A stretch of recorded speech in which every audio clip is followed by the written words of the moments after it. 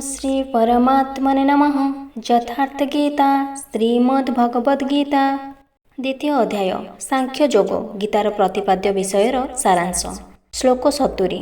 आपूर्ज्यमाणम् अचल प्रतिष्ठं समुद्रमापः प्रविशन्ति यद्वत् तद्वत् कामा जं प्रविशन्ति सर्वे स शान्तिमाप्नोति न कामकामी। अनुवाद।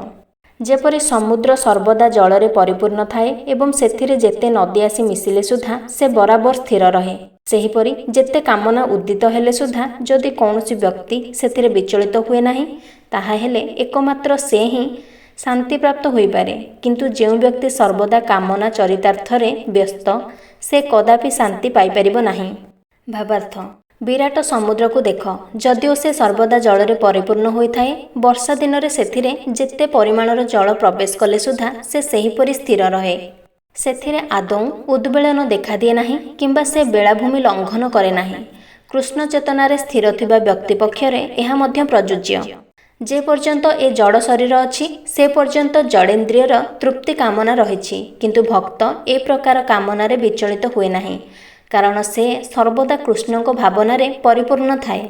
कृष्ण चेतनशील व्यक्ति किछि दरकार करे नाही, कारण भगवान तार समस्त भौतिक आवश्यकता पूर्ण करती। तेणु से समुद्र परि सर्वदा निज मध्यरे पूर्ण।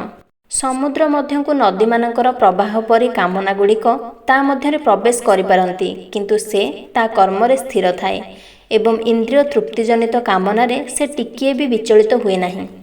यह हेउछि कृष्ण चेतनशील व्यक्तिर प्रमाण बा लक्षण। जदिओ कामना गुड़िक अछंती तथापि कृष्ण चेतनशील व्यक्ति इंद्रिय सुखभोग निमित्त आदौ अभिलाषा नुहे, से प्रकार कामना से हराइछि।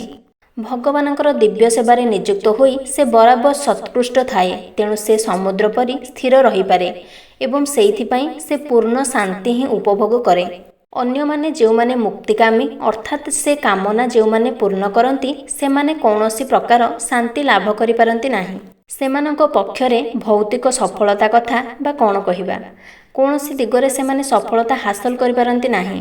कर्मागण अर्थात सकाम कर्मा जो मानकर फलभोग कामना थाए, अर्थात भुक्तिकामी मुक्तिकामी और सिद्धिकामी अर्थात जो योगीगण जोग सिद्धि कामनारे लिप्त एमाने समस्ते अशांत, कारण एमानकर ए प्रकार कामना मान रहिछि एवं से कामना परिपूर्णता लाभ करिपारे नाही। किंतु कृष्ण चेतनशील व्यक्ति कृष्ण सेवारे नियुक्त रही सर्वदा दिव्य आनंद और शांति लाभ करुथाए। तार आउ कौनसी कामना परिपूर्ण हेबार नथाए, एपरिकी से तथाकथित भौतिक बंधन मुक्त हेबार मुक्ति कामना मध्य रखि नथाए एवं सेइथिपाई सेमाने पूर्ण शांति लाभ करिथांती। एहा थिला गीतार द्वितीय अध्यायर श्लोक 70। परवर्ती श्लोक गुड़िक श्रवण करिबा पई परवर्ती वीडियो गुड़िक निश्चिंत भावरे देखंतु। आउ जदि मो चैनल रे नुआ आसिछंती तेबे मो चैनल टी को लाइक शेयर सब्सक्राइब करने को जमा भी भूलंतु नहीं।